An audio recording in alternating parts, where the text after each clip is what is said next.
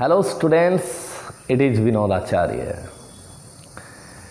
9th class का आज जो चैप्टर हम शुरू कर रहे हैं वो चैप्टर हमारा 9th चैप्टर है, 9वां चैप्टर है।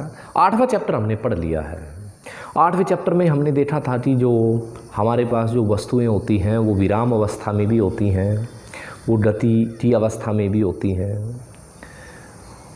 कुछ वस्तुएं जब वो गति की अवस्था में होती हैं तो वो समान चाल होती है उनकी, कुछ की असमान चाल होती है।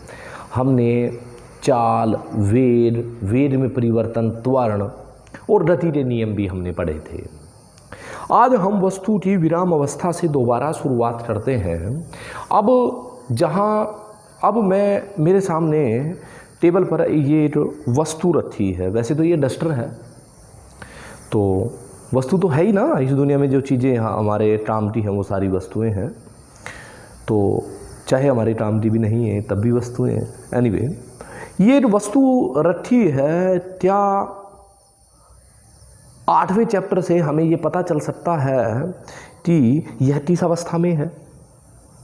हाँ, हमें पता चल रहा है ये विराम अवस्था में, ये विराम अवस्था में। अब इस विराम अवस्था में बाहर से मैं देखो, अब ना इसको मैं एक पुश करता हूँ, इसको धक्का देता हूँ तो इसकी तो पोजीशन चेंज हो रही। पहले ये यहाँ थी, अब ये यहाँ हो रही। दोबारा धक्का देते देखते हैं। यस, इसकी दोबारा फिर पोजीशन चेंज हुई है। पहले ये यहाँ थी, फिर यहाँ पहुंची, अब वहां पहुंची। ये ऐसा धक्का लगने से हुआ है। चलो ऐसा करते हैं, इसको इधर से, अब मैं इसको पहले धक्का दे रहा था तो ये उधर जा रहा था। अब इसको मैं धक्का नहीं देता हूं, अब इसको खींचता हूं। अब भी ये विराम अवस्था में है, अब इसको मैं खींचता हूं। चलो अब इसको, ओ यस, अब मैंने इसको खींचा। अब भी ये विराम अवस्था से गति अवस्था में आया था। दोबारा खींचता हूं, फिर यह विराम अवस्था से गति की अवस्था में आ जाता है। इसका मतलब ये हुआ कि विराम अवस्था में रखी हुई कोई वस्तु धक्का देने से या खींचने से उसमें परिवर्तन आ जाता है, उसकी अवस्था में परिवर्तन हो जाता है। पहले वो विराम में है, फिर वो किस में आ जाती है, गति की अवस्था में आ जाती है। चलो मान लेता हूं मैं कि यह वस्तु ऐसे चल रही है। पहले तो ये विराम अवस्था में थी, ऐसे चल रही है। सामने से हमने आया और ये सामने से दूसरा आदमी आ गया। अब ये देखो, चलती हुई वस्तु को हमने धक्का दिया और ये विराम अवस्था में आ रही। दोबारा देखो, एक गति की अवस्था में वस्तु चल रही है और इधर से और मेरा ही एक हाथ चल रहा है ऐसे, और ये ऐसे चलते चलते इसने इसको धक्का दिया और ये विराम अवस्था में आ गया। इसका मतलब ये हुआ कि हमारे मन में जो बात आई थी कि विराम अवस्था से वस्तुएं धक्के द्वारा गति की अवस्था में आ जाती हैं, तो ऐसा भी संभव है कि चलती हुई वस्तु को धक्के के द्वारा रोका जा सकता है, विराम अवस्था में लाया जा सकता है। चलो ये मान लेते हैं कि यह वस्तु इधर से चली है, ये इधर से जा रही है। ये बस है ना, ये बस है। ये बस इधर से ऐसे चलती जा रही है, ऐसे। पीछे से हनुमान जी आए और उसने इसको ऐसे पकड़ लिया। मैंने हनुमान जी का नाम इसलिए लिया क्योंकि वो बहुत बलशाली है ना। चलो जी, यहां से किसी ने ऐसे पकड़ लिया उसको और ये रुक गई। अब ये देखो, जो हमारी बस है वो इधर चल रही है, ये ऐसे देखिए, ये ऐसे चल रही है। पीछे से किसी ने इसको खींच लिया, फिर ये विराम अवस्था में आ रही। अब इसका मतलब ये हुआ कि वस्तुएं अपनी अवस्था में परिवर्तन हो जाता है धक्का लगने से या खींचाव लगने से। तो इसका मतलब ये हुआ कि मैं दो वर्ड यहां लिख सकता हूं, धक्का या खिंचाव। धट्टा या खिंचाव जो वस्तु की अवस्था में परिवर्तन कर देता है। देखिए, दोबारा देखिए, ये विराम अवस्था में है, इधर से कोई धट्टा लगाया गया और वस्तु की अवस्था में परिवर्तन हुआ है। चलो, अब ये जो धट्टा मैंने लगाया था इस डस्टर को, अब मैं इस दीवार पे लगाता हूं, कोई परिवर्तन नहीं हुआ है ना। इसका मतलब ये हुआ कि कई बार धट्टा जो हम लगाते हैं या किसी चीज को खींचते हैं, उससे अवस्था में परिवर्तन हो भी जाता है और होता भी नहीं है, पर यह धट्टा या खिंचाव किसी वस्तु की अवस्था में परिवर्तन का प्रयास जरूर करता है। देखिए, मेरे हाथ में, मैं अपने हाथ से इस दीवार को पीछे धकेलता हूं, मैंने जोर लगाया, यस आई ट्राई, मैं प्रयत्न कर रहा हूं, पर यह पीछे नहीं जा रहा, पर धक्का तो मैंने दिया है। इसका मतलब यह हुआ कि धक्का और खिंचाव से किसी वस्तु की अवस्था में परिवर्तन हो भी जाता है या फिर परिवर्तन होने का प्रयास तो होता है। तो साइंस में, विज्ञान में ऐसा कोई कारक, ऐसी कोई एजेंसी, ऐसा कोई प्रयास जो वस्तु के अवस्था परिवर्तन में भूमिका निभाता है, उसमें परिवर्तन करता है या उसमें परिवर्तन करने का प्रयास करता है, ऐसे ही कारक का नाम है बल। ऐसे ही कारक का क्या नाम है? बल। तो हमारा आज का टॉपिक है बल क्या होता है। बल को हम फोर्स बोलते हैं। बल को क्या बोलते हैं हम? फोर्स। तो टुडे हमारा जो टॉपिक है वो है कि बल क्या होता है। अब हम अपनी बात को रीडिफाइन करते हैं कि बल एक धक्का या खिंचाव है। यह एक बल, एक मैंने लिख दिया, बल एक धक्का या खिंचाव है जो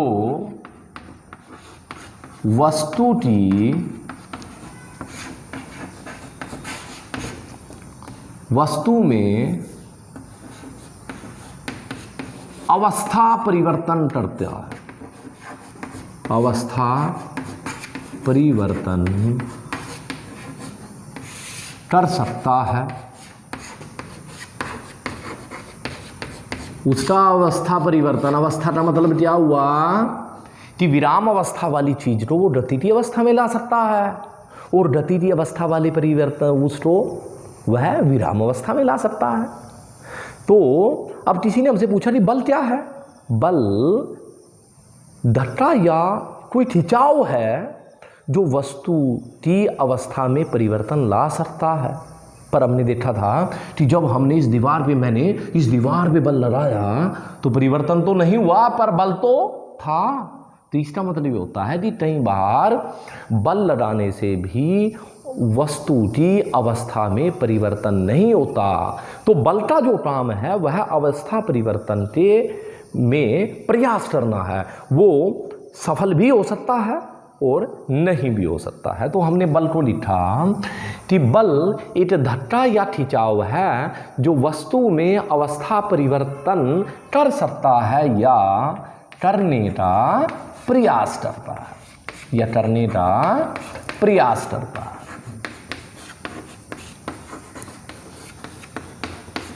करने का प्रयास करता है, ये बल है। कोई पूछता है हमारे से कि what do you mean by force? कि फोर्स क्या था? फोर्स इज अ पुश और पुल। ये धक्का या खिंचाव है। धक्के को पुश बोलते हैं ना, पुश करना, पुश, यस। या फिर खिंचाव को हम पुल बोलते हैं, पुल करना किसी चीज को। फोर्स जो हमारा बल है वो पुश या पुल है जो वस्तु की अवस्था में परिवर्तन कर भी सकता है और करने का प्रयास भी करता है। और हमारे पास जो दूसरा, हमारे पास जो राशियां होती हैं, ये एक राशि है। ऐसी राशियां जिनको मापा जा सकता है, ऐसी चीज़ें जिनको विज्ञान में मापा जाता है उनको राशि बोलते हैं। और ये हमारी जो बल है, बल एक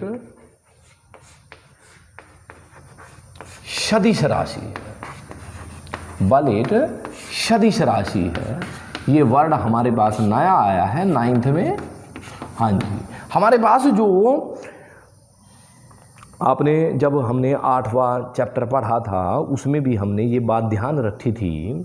हमने लिखा था कि जो हमारे पास दूरी है वो एक अदिश राशि है और विस्थापन एक सदिश राशि है, क्योंकि दूरी में हमने सिर्फ परिमाण को ध्यान में रखा था, उस समय दिशा का ज्ञान की आवश्यकता नहीं होती। पर विस्थापन की जब बात आती है, डिस्प्लेसमेंट की जब बात आती है, तो हमने दूरी का भी ध्यान रखना होता है। तो इसी तरह जब किसी वस्तु पर बल लगता है, तो ये देखिए, यदि मैं इधर से इस पर बल लगाता हूँ तो मैंने बल की दिशा बता रखी है जी। जब इस पर बल लगाया गया है तो बल की दिशा इस तरफ है।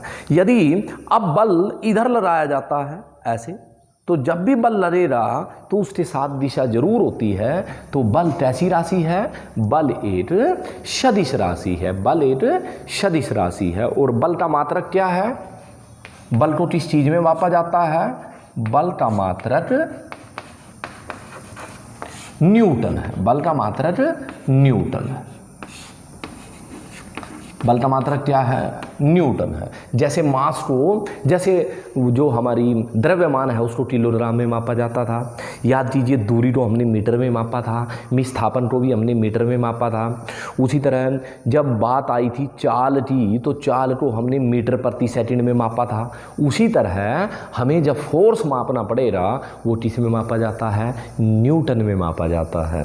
यह न्यूटन कहाँ से आया, ये इसी चैप्टर में हम आगे पढ़ेंगे, तब हम बताएंगे कि जो बल का मात्रक न्यूटन कहाँ से आया है। आज इसको सिर्फ याद करना है हमें कि बल को न्यूटन में मापा जाता है। कि जब इस पर ये वस्तु है, इस पर मैं बल लगाऊंगा तो बल का परिमाण मैं बताऊंगा कि जो बल लगाया है वो 4 न्यूटन था, 6 न्यूटन था या 10 न्यूटन था। किसी दीवार पर बल लगाया जाता है तो वो ऐसे बताया जाएगा कि इस दीवार पर 100 न्यूटन बल लगाया गया। बल को जब भी मापा जाएगा न्यूटन में मापा जाएगा। तो प्यारे बच्चों, आज हमारे पास एक दूसरी बात यहाँ से हम सीखते हैं। ध्यान से देखो आप, इधर से एक बल इस पर अप्लाई हो रहा है, एयर बल इधर से लगा। अब ध्यान से देखो कि इस पर दोनों तरफ से बल लगा हुआ है, लेकिन वस्तु की अवस्था में परिवर्तन नहीं आया। इसका मतलब समझते हैं आप कि इधर से जो बल आया है और इधर से जो बल आया है, दोनों की दिशाएं तो विपरीत हैं और दोनों का परिमाण भी समान है। पहले बल के प्रभाव को इस बल, ये पहला बल है, पहले बल के प्रभाव को दूसरे बल के प्रभाव ने नष्ट कर दिया। दे कैंसल विद ईच अदर, ये बैलेंस हो रहे हैं दोनों। ये दोनों कैसे हो रहे हैं? बैलेंस हो रहे हैं और वस्तु की अवस्था में कोई परिवर्तन नहीं आया है। यदि हमारे पास, मैं दोबारा बनाता हूं, ये एक वस्तु है, इस वस्तु पर इधर से एक बल लगा है जिसको मैंने F का नाम दिया है, F1। इधर से एक बल लगा है जिसका नाम हमने F2 रखा है। यदि ये दोनों बल लगते हैं, दोनों इस प्रकार लगते हैं कि वस्तु में कोई परिवर्तन नहीं है, कोई अवस्था परिवर्तन हुआ ही नहीं, तो हमने मान लिया कि हमारा बल F1 F2 द्वारा कैंसल हो रहा है।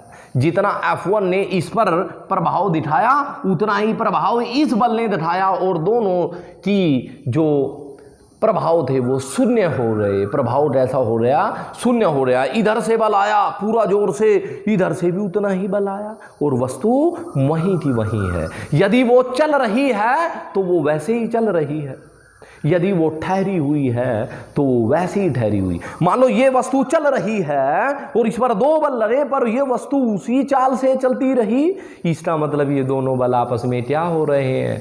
कैंसल हो रहे हैं। एक दूसरे के प्रभाव को क्या कर रहे हैं? शून्य कर रहे हैं, जीरो बना रहे हैं। इस प्रकार के बल को संतुलित बल कहते हैं। इस प्रकार के जो बल होते हैं उन्हें क्या बोलते हैं हम? संतुलित बल, बैलेंस्ड फोर्सेज।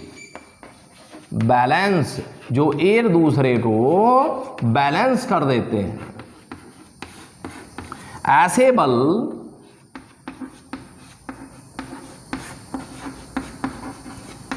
जब किसी वस्तु पर आरोपित होते हैं,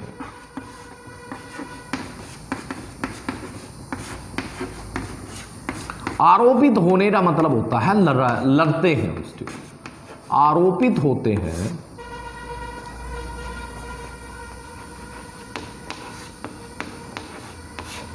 होते हैं तो वस्तु की अवस्था, वस्तु की अवस्था में कोई परिवर्तन नहीं होता।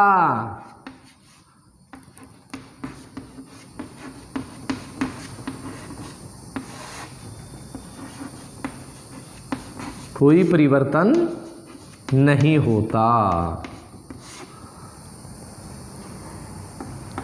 इस प्रकार के बल को, ऐसे बल जब किसी वस्तु पर आरोपित होते हैं, लड़ते हैं, दो बल लड़ाए हमने, ये तीन भी हो सकते हैं, दो इधर से लड़ा दीजिए, दो और लड़ा दीजिए, ये ज्यादा भी हो सकते हैं, इधर से भी बल लड़ सकता है, लेकिन वस्तु में, वस्तु की अवस्था में परिवर्तन नहीं होना चाहिए। ऐसे बल जब किसी वस्तु पर आरोपित होते हैं तो वस्तु की अवस्था में कोई परिवर्तन नहीं होता। इन्हें संतुलित बल कहते हैं। इन्हें संतुलित बल कहते हैं।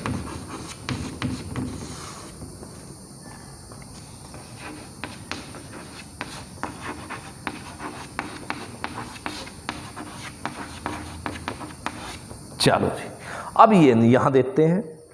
अब इस वस्तु पर मैं दो बल लगाता हूं, एक बल इधर से लगाता हूं, दूसरा बल इधर से लगाता हूं,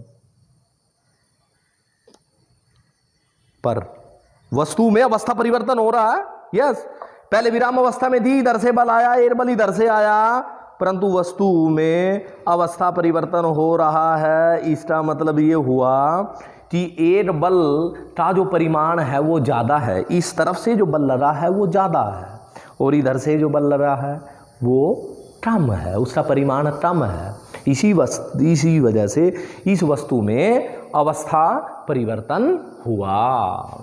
तो ऐसे बल जब किसी वस्तु पर आरोपित होते हैं, वस्तु की अवस्था में परिवर्तन होता है। इन्हें असंतुलित बल कहते हैं।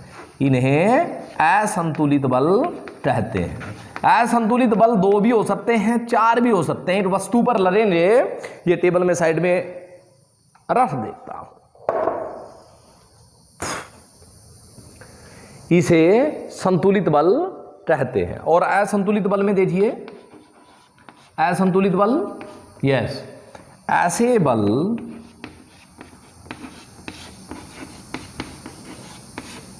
जो किसी वस्तु पर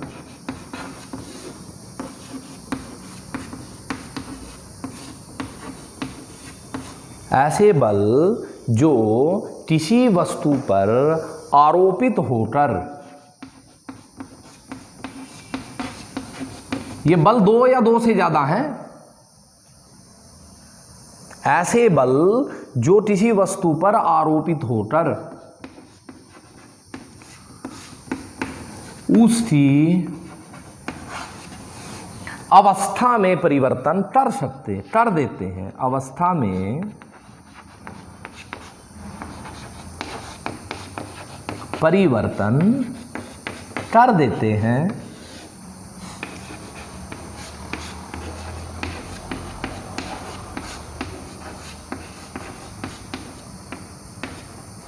असंतुलित बल कहलाते हैं।